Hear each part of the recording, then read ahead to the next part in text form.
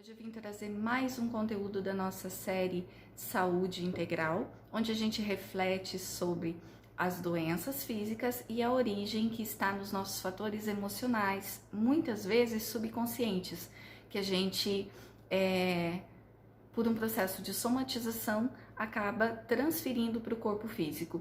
Então, se você quiser entender um pouquinho mais de como isso se inicia, dá uma olhadinha nos primeiros vídeos da série, onde eu explico de forma mais clara sobre esse processo da criação das doenças e como elas se manifestam no nosso organismo. E hoje eu trouxe como conteúdo a relação da nossa saúde com a coluna. Então a coluna, fisicamente, ela tem a função de nos sustentar, né? É a sustentação a todo o nosso corpo físico. E é muito interessante que quando a gente vai observar as questões emocionais que estão vinculadas à nossa coluna, cada área, cada região, né, desde a lombar até a região da cervical, todas elas têm uma relação diferente com as nossas emoções.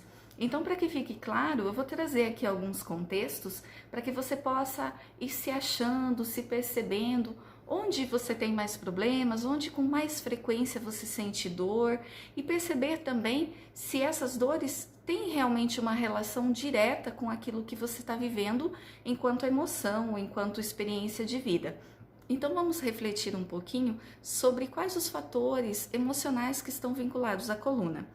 Ela representa a nossa flexibilidade mental. É interessante porque parece que ela está relacionada à sustentação, sim, também. Mas como ela tem uma relação direta, terminação dela, né, na região da nossa cabeça, está totalmente ligada com os nossos pensamentos e com os nossos sentimentos, assim como todos os outros órgãos.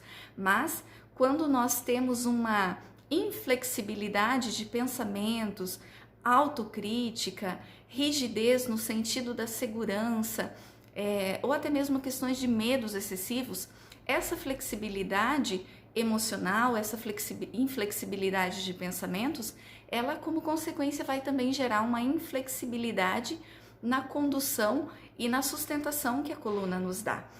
Além da coluna apresentar essa relação com a flexibilidade, ela também simboliza tudo aquilo que nós suportamos durante a vida. Então, todas as cargas que nós carregamos, né?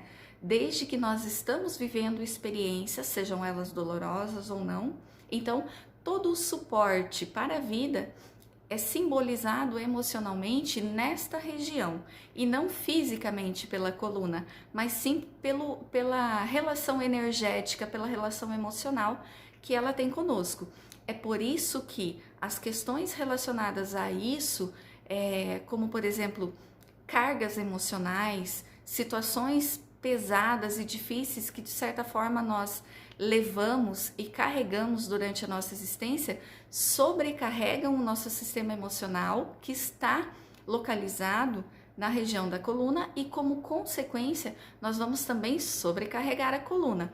Pessoas que apresentam desvio na coluna podem estar apresentando ou já trazer de uma somatização dificuldade em aceitar alguma mudança, algo que não saiu como planejado. Então é justamente aquela inflexibilidade, é a aceitação, às vezes, de uma mudança física ou da perca de um ente querido ou de algo que não saiu como desejado na sua vida. Então, quando a pessoa, de certa forma, é inflexível com alguma coisa, não aceita essa alteração, ela pode, através de uma somatização subconsciente, gerar essa disfunção, né, fazendo com que a coluna ela se desestabilize, como consequência daquele fator emocional que está guardado ali. Pessoas que desenvolvem, por exemplo, hérnia de disco, muitas vezes têm uma insegurança demasiada frente à vida, se sentem sozinhas, se sentem desamparadas. Talvez esse desamparo esteja de forma inconsciente, talvez a pessoa possa trazer isso da infância, das experiências que viveu, de se sentir por muito tempo desamparada e tudo isso ficar de certa forma armazenado nas suas emoções. Então é como se as emoções elas fossem um espinho que fossem machucando o nosso organismo a ponto de gerarem alguma disfunção ou alguma dor, ou até mesmo uma hérnia, como acontece muitas vezes. Isso é um convite muito grande para que a pessoa possa olhar para esses sentimentos, para que ela possa se voltar para ela e se permitir curar esse sentimento de abandono, esse sentimento de não ser acolhida, de estar se sentindo sozinha diante da vida. Pessoas que apresentam problemas na região cervical, elas podem estar extremamente sobrecarregadas, também se sentindo sozinhas por estarem carregando ou ter essa obrigação ou ter essa responsabilidade demasiada ou até mesmo várias responsabilidades onde não consegue transferir, não consegue delegar por inúmeras situações. Então essa sobrecarga emocional ela também vai refletindo numa sobrecarga física e a pessoa vai sentindo emocionalmente todo o reflexo disso no corpo físico. Então é importante olhar nesses casos para o excesso de responsabilidade que pode estar acometendo a pessoa na sua rotina, no seu dia a dia, e o que leva ela a se permitir, a manter ainda esse comportamento, carregando ou se sobrecarregando excessivamente de situações que talvez ela possa se desprender, talvez ela possa delegar, né? Talvez ela possa transferir para outras pessoas. E isso, é claro, com esse olhar terapêutico, consequentemente, essa sobrecarga ela vai diminuindo e se tornando acessível para a realidade da pessoa. Tem pessoas que apresentam uma problemática mais acentuada na região torácica.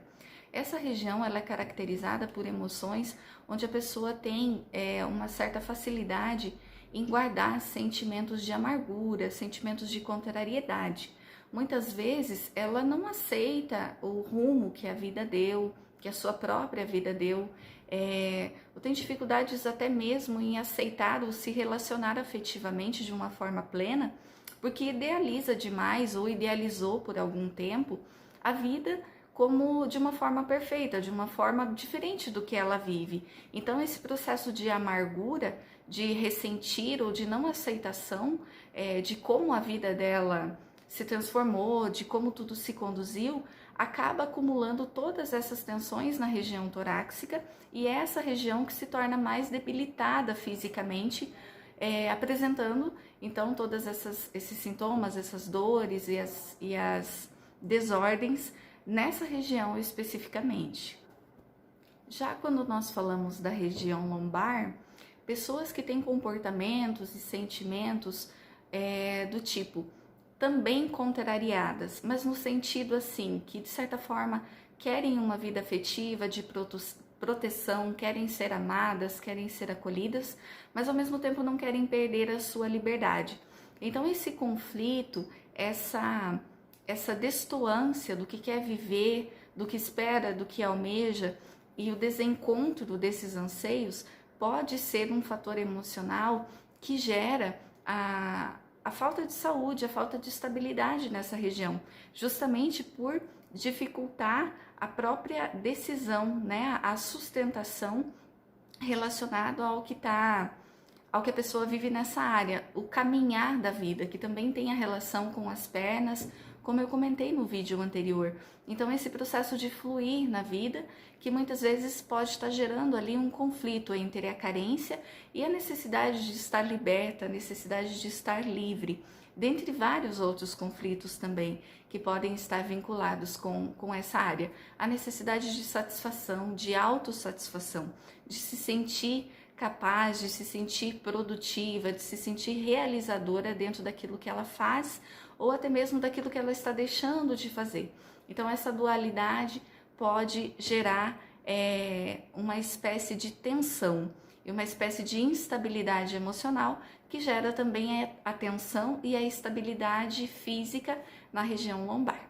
Então, como em todos os outros contextos, a nossa saúde física depende não só exclusivamente da saúde emocional. É muito importante que a gente faça a junção dos cuidados físicos com os cuidados emocionais, mas também, como eu sempre digo, observar a origem, entender quais são as suas emoções que muitas vezes não estão claras, não são conscientes do que você tem manifestado, do que você tem vivido já há muito tempo guardado dentro de você e que muitas vezes você tenta, até mesmo sem sucesso, um tratamento físico, quando na verdade aquela situação geradora, aquele espinho emocional, ele precisa ser encontrado para que então você se liberte e se permita tratar-se fisicamente, para que então a saúde de uma forma integrada, de uma forma holística, aconteça em você e no seu corpo.